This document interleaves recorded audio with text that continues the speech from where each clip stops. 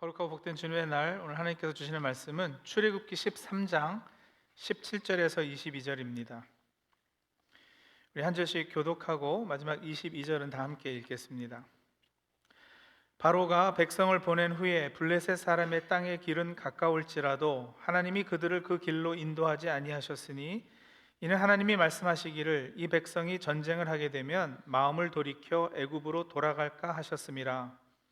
그러므로 하나님이 홍해의 광야 길로 돌려 백성을 인도하심에 이스라엘 자손이 애굽 땅에서 대열을 지어 나올 때에 모세가 요셉의 유고를 가졌으니 이는 요셉이 이스라엘 자손으로 단단히 맹세하게 하여 이르기를 하나님이 반드시 너희를 찾아오시리니 너희는 내 유고를 여기서 가지고 나가라 하였음이더라. 그들이 숫곳을 떠나서 광야 끝 에담의 장막을 치니 여호와께서 그들 앞에서 가시며 낮에는 구름 기둥으로 그들의 길을 인도하시고 밤에는 불 기둥을 그들에게 비추사 낮이나 밤이나 진행하게 하시니 낮에는 구름 기둥 밤에는 불 기둥이 백성 앞에서 떠나지 아니하니라. 아멘.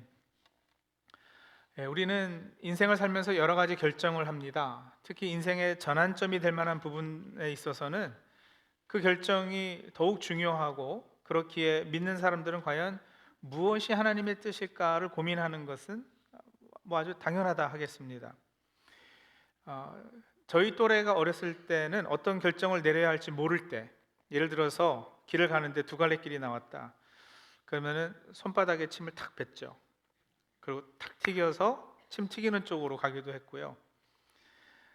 시험 볼 때는 사지선다형이라고 그러죠. 답이 4개 있는 경우, 그 옛날에 사각 연필이 있었어요. 요즘도 있는가 모르는데 그 각 면에다가 이제 기역, 니은, 디귿, 써가지고 굴리는 거예요. 가지고 앞면 나오는 거, 이게 답이겠거니 해서 찍기도 하고. 또 이런 거 해보셨나요? 엄지를 빼고 네 손가락 있잖아요. 이걸 이제 책상 모서리에다가 탁 치는 거 이렇게. 그래서 제일 아픈 거, 기역, 니은, 디귿 중에서 제일 아픈 거, 요게 답이겠거니 찍기도 하고. 조금 크니까 전보로 다니는 사람들도 주위에 꽤 있었습니다. 듣는 얘기로는 한국에 있는 기독교인 중에는 전보로 다니는 사람들이 꽤 많다고 그러는데, 한국에 박영선 목사님이라고 계시거든요. 이분 설교 가운데 이런 이야기 하는 걸 들었습니다. 박 목사님 어머님이 당신이 담임하는 교회 찬양대에서 봉사를 하셨는데, 근데 이 목사님 어머님이 신앙이 그렇게 깊지는 않으셨는지 하루는 점을 보러 가셨다는 거예요. 그 이제 점쟁이 그 집에 들어가는데 그 안에서 점쟁이가 놀라면서 막 소리를 지르다라는 거죠. 들어오지 말라고. 당신 뒤에 계신 분은 내가 섬기는 분보다 더 크고 무서운 분이라고. 들어오지 말라고. 이 목사님 어머님이 놀랍기도 하고 신기하기도 해서 주일에 교회에 돌아와가지고는 찬양대원들한테 아주 침을 튀기면서 이 이야기를 다 들려주었어요. 찬양대원들이 그 얘기를 다 듣고 나서 한다는 말이, 그 용한 점쟁이 집이 어디냐고. 나도 가서 점 좀 봐야 되겠다고. 그 반응이요, 역시 하나님은 크신 하나님이시다. 역시 우리가 섬기는 하나님은 뭐 이 잡신들하고는 비교가 안 된다. 귀신도 알아보고 두려워하더라. 막 이런 반응이 아니고 점쟁이 용하다고. 근데 여러분, 사실 그게 우리지 않습니까? 그게 인간이죠. 우리도 믿음 좋은 척해도 어떤 중요한 결정을 앞에 두고는요, 누가 좀 확실하게 옆에서 이거 아니고 저거야, 이 길로 가면 안 되고 저 길로 가야지 돼, 이렇게 좀 꼭 집어서 말해주고 이러면 얼마나 좋을까 우리가 상상하잖아요. 과연 지금 집을 사는 것이 옳을까? 아니면 조금 더 기다릴까? 내년에 집값 더 내려간다는데 이 사람이 내 인생의 배필일까? 결혼을 해 말어? 사업을 해야 되는데 어디서 해야지 되고, 로케이션이 중요하다는데 이 건물에 들어가도 될까? 어느 주식을 사야 이게 이익을 좀 얻을 수 있는지, 테슬라 주식은 과연 계속 오를 것인지, 엔비디아로 갈아탈 걸 그랬어, 뭐 이러면서. 이제 대학을 준비하는 학생들, 그 부모들은요, 이 아이가 대학에 들어가서 무슨 메이저를 할 것인지, 멀리 떨어져 있는 다른 주로 보낼 것인지, 아니면 근처 대학에 갈 건지. 여러분, 우리는 바로 1, 2분 앞을 모르는 인생이기 때문에 어떤 결정을 내려야 할까 고민이 되고, 옳은 결정을 하기 위해서 누군가 미래를 가르쳐 줬으면 하는 그런 생각을 늘 합니다. 이런 결정을 내림에 있어서 우리가 사용할 수 있는 어떤 공식 같은 것이 하나 있으면 정말 좋지 않겠어요? 그렇죠? A 더하기 B 곱하기 C는 X다. 아주 항상 그냥 이 공식에 그 문제를 대입만 하면 정답이 딱 나오는, 뭐 고민할 것도 없고 갈등할 것도 없고. 근데 여러분, 안타깝게도 이런 공식은 존재하지 않습니다. 무엇보다 하나님께서 그 백성에게 그런 공식을 허락하지 않으셔요. 왜냐하면 이런 공식이 있다면 생략되는 거, 없어지는 것이 분명히 있기 때문에 그래요. 뭐가 없어질까요? 관계가 없어지죠. 공식을 대입해서 문제 풀고 스스로 어떤 결정을 하게 되면 쉽고 편하고 고민도 없지만, 그렇게 되면 근데 우리에게 하나님이라는 존재를 의지함과 그분의 인도하심을 받는 거, 그리고 그 과정 가운데 그분과 사귀게 되는 거, 이건 사라지고 마는 거예요. 그러니까 여러분, 사람은 공식을 원하지만요, 하나님께서는 사귐을 원하십니다. 오늘 우리가 출애굽기 13장 본문을 봉독했는데, 출애굽기라는 것이요, 생각해보세요. 출애굽, 탈출하다, 그 말이잖아요. 공부 생각해보면 탈출은 무엇으로부터의 탈출이 있고요, 무엇으로의 탈출이 있어요. 이렇게 둘로 나눌 수 있습니다. 그러니까 엑소더스 from이 있고 엑소더스 to가 있는 거죠. 출애굽기의 이스라엘 백성의 그 움직임의 방향성은요, 애굽으로부터의 탈출이에요. 그죠? 엑소더스 from 애굽이에요. 근데 그것은 동시에 가나안으로의 탈출이기도 하잖아요. 엑소더스 to 가나안이란 말이에요. 이걸 신약식으로 이해하자면 죄와 죽음과 나의 옛사람으로부터의 탈출이고요, 동시에 그것은 새 생명, 새 삶, 하나님 백성 다음으로의 모습을 갖추기 위한 탈출이기도 하다는 것이죠. 그리고 출애굽기요, 이 책의 흐름이 그래서요, 바로 이 from and to 두 방향으로 진행되는 것을 우리가 볼 수 있는데, 자, 출애굽기 3장 7절과 8절 한번 보시면요, 이렇게 쓰고 있어요. 출애굽기 3장 7절 8절. 여호와께서 이르시되 내가 애굽에 있는 내 백성의 고통을 분명히 보고 그들이 그들의 감독자로 말미암아 부르짖음을 듣고 그 근심을 알고 내가 내려가서 그들을 애굽인의 손에서 건져내고, 자, 여기까지가 엑소더스 from입니다. 그리고 이어지는 8절 하반기 나오는 내용이 이제 엑소더스 2예요. 그들을 그 땅에서 인도하여 어떻게 해요? 아름답고 광대한 땅, 젖과 꿀이 흐르는 땅, 곧 가나안 족속, 헷 족속, 아모리 족속, 브리스 족속, 히위 족속, 여부스 족속의 지방에 데려가려 하노라. 출애굽기 전체도요, 그렇게 두 부분으로 나눠집니다. 크게 보면 1장에서 11장, 그리고 13절에서 그 이후, 이렇게 둘로 나누는데, 대략 1장에서 12장까지가 이 엑소더스 from의 방향이에요. 그리고 13장 이후가 엑소더스 2의 방향입니다. 그래서 출애굽기 1장에서 12장에 등장하는 하나님께서는요, 백성의 고난을 보시고 그 울부짖음을 듣고 그래서 그 백성을 구원하시는 구원자의 모습으로 나타나세요. 애굽으로부터 이 백성을 끄집어내시는 구원자 하나님. 그런데 13장 이후부터는요, 더 정확히는 오늘 우리가 본문 읽은 부분 13장 17절부터가 이 엑소더스 2의 방향으로 흘러가는데, 거기에 등장하는 하나님의 모습은 구원자, 세이비어 이쪽 측면보다는 오히려 동행하는 동반자, 컴패니언의 모습으로의 모습이 훨씬 더 두드러지게 나타나요. 이 백성을 가나안, 젖과 꿀이 흐르는 땅으로 인도하시기 위해서 길 안내하시는, 길만 안내하는 게 아니라 같이 그 길을 걸어가시는, 동행하시는 하나님.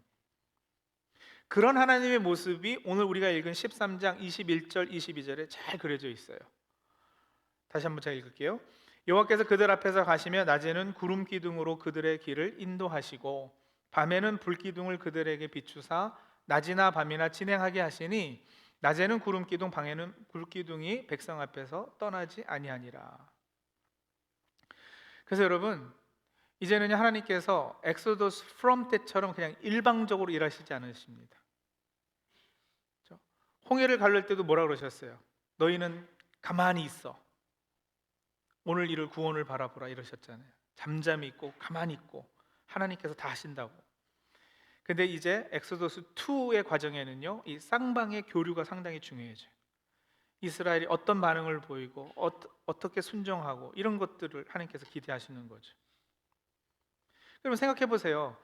그저 이 백성을 가나안까지 들여보내는 것만이 그냥 목적이면 그냥 지도 한 장 던져주면 되지 않겠어요? 그죠? 그리고 하나님은 가나안에 먼저 가서 기다리고 계셔도 된다고요.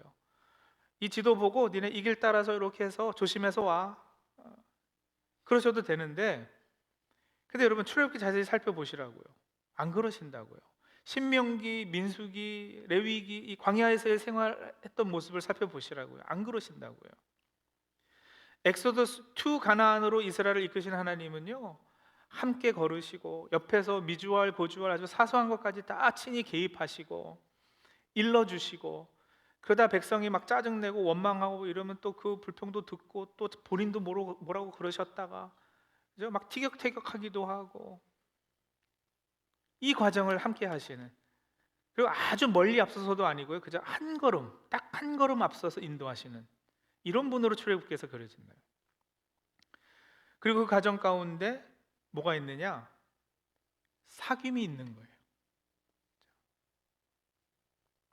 지도 주고 그냥 와라 이러면 사귐이 필요 없죠. 그냥 자기 혼자 알아서 오면 되니까. 근데 그게 아니고 여기서 왼쪽으로 가자, 여기서는 우회전하자, 또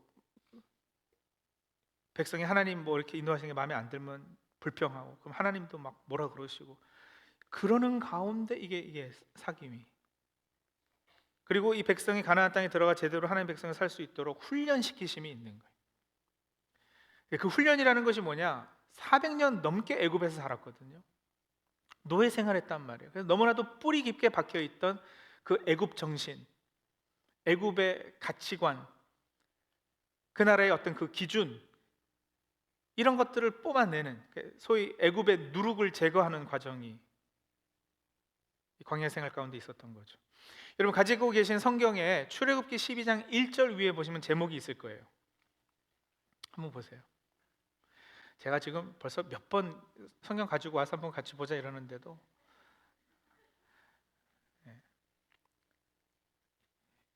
이거는 성경책을 펴셔야 나와요. 출애굽기 12장 1절 위에 제목 뭐라고 되어 있어요? 6월절 이렇게 되어 있죠. 그리고 13장 위에 보시면 13장 1절 위에 보시면 또 제목이 무교절 이렇게 되어 있어요.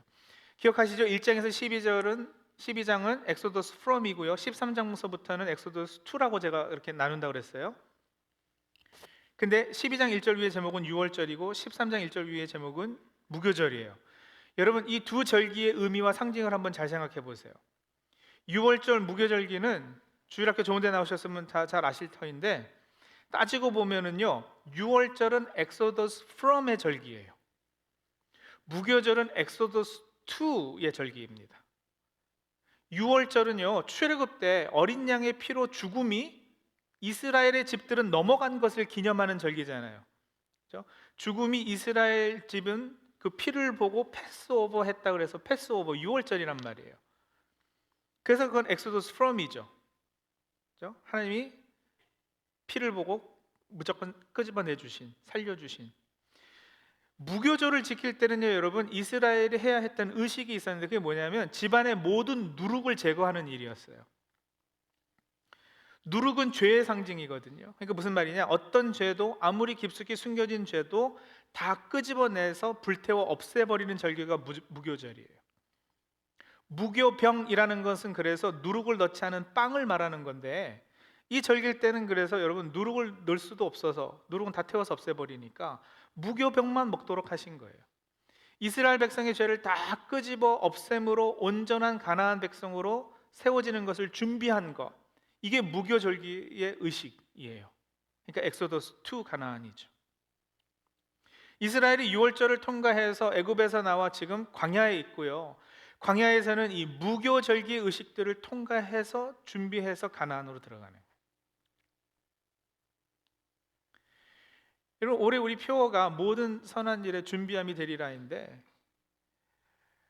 우리가 광야길을 걷는 그 과정 가운데 있다면, 우리 인생이 광야길을 걷는 것이라면 여러분, 우리가 지금 과연 뭐 하고 있느냐, 이거에 좀 답하자라는 거예요.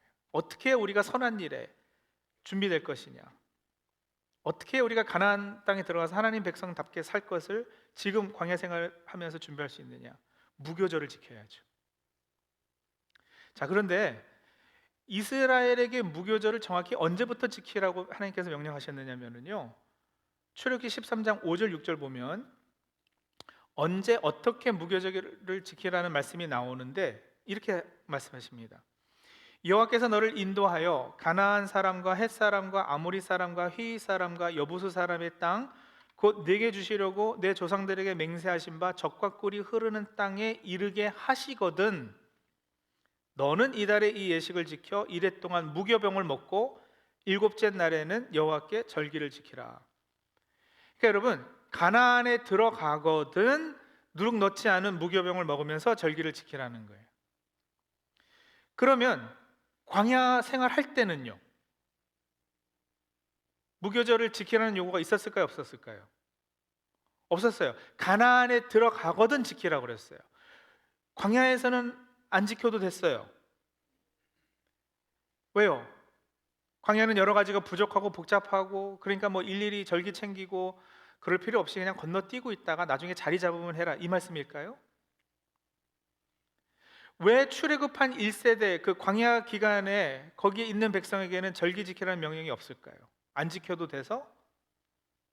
그게 아니고요, 출애굽한 1세대에게는 바로 이 광야 기간 전체가, 광야 생활 40년 전체가 바로 무교절이었기 때문에 그런 거예요.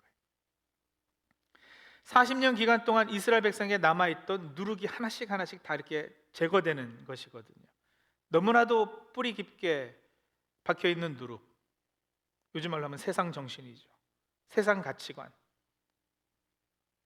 그것을 끄집어내서 제거하기까지 이 40년 기간이 요구됐던 거예요. 하나님께서 이스라엘을 가나안으로 인도하시면 이렇게 무교절기적 방법으로 하신 것인데, 다시 말하면 이스라엘에 가지고 있던 애굽의 누룩, 애굽의 찌든 죄악을 없애고 하나님과 깊게 사귐을 목적으로 하신 것이 이 광야길인데, 그 길에 대한 묘사가 오늘 우리가 봉독한 내용 가운데는 이렇게 표현되고 있습니다. 자, 13장 17절 18절을 이번엔 제가 세 번역으로 한번 읽어드릴게요.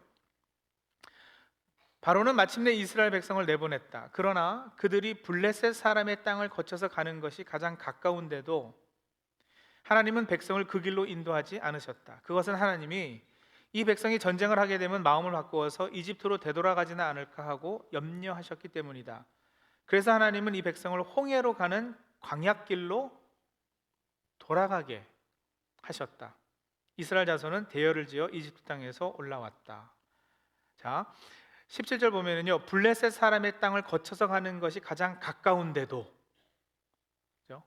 우리 개역개정을 읽을 때는 블레셋 사람의 땅의 길은 가까울지라도 이렇게 했는데, 영어 성경 대부분은요 그 앞부분을 뭐라고 했느냐면 The way of the Philistines 이랬어요. The way of the Philistines, 블레셋 사람의 길. 근데 여러분, 그 말은 1차적으로는 블레셋 사람들이 다녔던 그 도로를 말하는 것이지만, 의역하자면 블레셋 사람의 방식, 블레셋 사람의 방법, 한자로 길 도자를 사용한다면 블레셋 사람들의 도라고도 할 수 있지 않겠어요? The way of the Philistines. 더 가까운 지름길이 있는데 왜 그 지름길로 가게 안 내버려 두시고 한참 돌아가게 하셨는가? 왜냐하면 하나님의 백성은 하나님의 도, the way of the Lord, 그렇죠? 하나님의 길, God's way, 그 길을 따라가야지 애굽의 길과, 예전에 따랐던 애굽의 길과 크게 다를 바 없는 블레셋의 길, 블레셋 사람들의 도를 따라서는 안 되는 거였기 때문에 그렇다는 거예요. 지리적으로 블레셋 사람의 땅을 거쳐가는 길로 가면 그들과 전쟁도 하게 되고, 그러면은 마음이 바뀌어서 애굽으로 돌아갈까 봐 그 길로 가지 못하게 하셨다 하지만, 그 말의 깊은 의미는 바로 이 백성이 하나님의 도를 따를 수 있게끔 가르치시려고 그러신 거예요. 블레셋 사람의 그 길로 가면 여러분, 애굽에서 가나안 가는데 가로질러 가니까요, 일주일이면 충분히 간다고 그래요. 아주 넉넉히 시간을 가지고 걸어도 2주면 가는 길이라고 그러는데, 이스라엘은 그 길을 몇 년이 걸렸어요? 돌아가니까 40년이 걸렸다니까요. 그러니까 효율, 효과 이런 거 따지면 안 되는 거예요, 여러분. 신앙생활하면서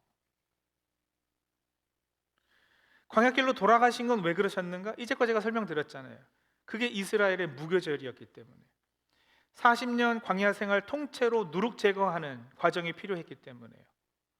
신명기 8장 2절 3절 이렇게 표현했어요. 내 하나님 여호와께서 이 40년 동안에 내게 뭐요? 광야길을 걷게 하신 것을 기억하라. 이는 너를 낮추시며 너를 시험하사 내 마음이 어떠한지 그 명령을 지키는지 지키지 않는지 알려 하심이라. 너를 낮추시며 너를 줄이게 하시며 또 너도 알지 못하며 내 조상들도 알지 못하던 만나를 내게 먹이신 것은 사람이 떡으로만 사는 것이 아니요 여호와의 입에서 나오는 모든 말씀으로 사는 줄을 내가 알게 하려 하심이니라. 이게 목적이었어요. 여러분, 불기둥, 구름기둥으로 하나님이 인도하셨다 그러니까 우리가 흔히 생각할 때는요, 하나님이 친히 그렇게 막 불로 막 구름으로 막 이렇게 인도하시고 그러니까는 참 편안하고 좋은 길이었겠네 이렇게 생각하잖아요. 과연 그랬을까요? 여러분, 이스라엘 백성의 입장에서 한번 생각해 보면은요, 블레셋 사람의 그 길은 가까운 길이고 해안길이고 이미 나 있는 길이잖아요. 그러니까 그 길이 더 편하죠, 사실은요. 나 있는 길 그냥 따라가면 되잖아요. 근데 구름 기둥, 불 기둥으로 인도함을 받아야 했다라는 것은 그 길은 없는 길이었다는 얘기거든요. 본래 없는 길이기에 인도함을 받았어야 되는 거예요. 그러니까 아는 길도 아니고 모르는 길이기에 안 그래도 가기 힘든데 아무도 가보지 않은 없는 길을 새로 만들면서 가야 했으니까 얼마나 힘들었겠어요. 그 길에서 여러분 구름 기둥, 불 기둥 놓쳐버리면 길 잃어버리는 거예요. 예레미야서 2장 6절은 그 길을 이렇게 묘사했거든요. 그들이 우리를 애굽 땅에서 인도하여 내시고 광야 곧 사막과 구덩이 땅, 간조하고 사망의 음침한 땅, 사람이 다니지 아니하고 거주하지 아니한 땅을 통과케 하시던 하나님이 어디 계시느냐. 광야는 그런 곳이었다는 거죠. 그 길을 가면서 인도하심이 없었으면 그냥 사망에서 끝나는 거예요. 그러니 여러분, 이스라엘이 무엇을 배웠겠어요? 철저히 하나님을 의지함을 배우는 거죠. 성경에서 하나님의 현현, 하나님의 나타나심을 상징하는 것들이 바로 여러분 구름과 불 아니겠어요? 시내산에서도 하나님께서 나타나실 때 구름이 자욱했고, 그렇죠? 불 가운데서 하나님께서 떨기나무에서도 임하시고, 그러니까 구름과 불기둥으로 이스라엘을 인도하셨다는 것은 하나님께서 이스라엘을 하나님의 현현 장소로 자신을 드러내는 그 대상으로 삼으셨다네. 즉 성소, 거처 삼으신 거예요. 그리고 그 광야길을 가면서 이스라엘은 자기 손으로 농사지은 양식이 아닌 하늘에서 만나 내리는 만나를 먹었어요. 그렇게 하나님은 이스라엘에게 있어서 인도자로, 동행자로, 동반자로 철저히 그 길을 같이 가시면서 그들을 겸손케 하시고 그들에게 있는 누룩, 옛사람을 벗어버리게 하시고 하나님께서 친히 그렇게 이스라엘의 길이 되셨습니다. 없는 길로 가라 하심은, 광야길로 돌아가라 하심은 여러분 그 백성이 하나님 자신을 길 삼을 수 있게끔 하시려는 거예요. 예수님께서도 자신에 대해서 바로 그 말씀을 선포하신 적이 있으셔요. 내가 곧 길이요 그러시잖아요. I am the way 그러셨다고요. 그리고 여러분, 출애굽한 이스라엘 백성을 그 오래전에 그렇게 인도하셨듯이 오늘날 하나님께서는 우리도 그렇게 인도하십니다. 우리가 기독교 신앙에 대한 오리엔테이션이 잘못된 부분들이 있어요. 그 뭐냐면 예수 믿으면 일이 뭐 잘 풀리고 만사형통하고, 그렇죠? 기도만 하면 하나님께서 이거 A다 B다 이 길이다 저 길이다 막 가르쳐 주시고, 그래서 우리 한참 옛날에 예수 믿으면 막 복 받는다고 그러고 부자 된다고 그러고 이런 얘기들 한참 했었어요. 근데 여러분, 성경에서는 그런 얘기 한 적 별로 없거든요. 오히려 예수 믿기 때문에 지름길이 있어도 어떻게 해요? 돌아가야 되는 경우가 훨씬 더 많아요. 세상 사람들 보기에는 이 길로 안 가는 게 참 이상할 정도로, 그죠? 그냥 편법 쓰고 세상 사람들 다 하듯이 그냥 우리도 눈 한번 찔끔 감고 그냥 그 길 가면은 빨리 갈 수도 있는데, 우리가 지켜야 되는 하나님의 법이 있고 하나님 나라 백성으로서 지켜내야지 되는 가치관이 있고, 그러니까 그렇게 못해요. 돌아가는 거예요. 그래서 예수 믿고 손해보는 경우도 더 많고요. 이 사람들은 막 2, 3년 만에 하는 거 우리는 막 10년, 20년 걸리기도 하고요. 그러면서 여러분, 꼭 이스라엘 백성 같이 우리가 뭐 하느냐면, 광야 생활하면서 하나님 전능하시다는데 조금만 힘써주면 일이 착착 진행될 터인데, 예? 여기서 그냥 막 여기다 저기다 알려만 주시면 내가 딱 결정해서 갈 수 있는데 왜 안 하시지?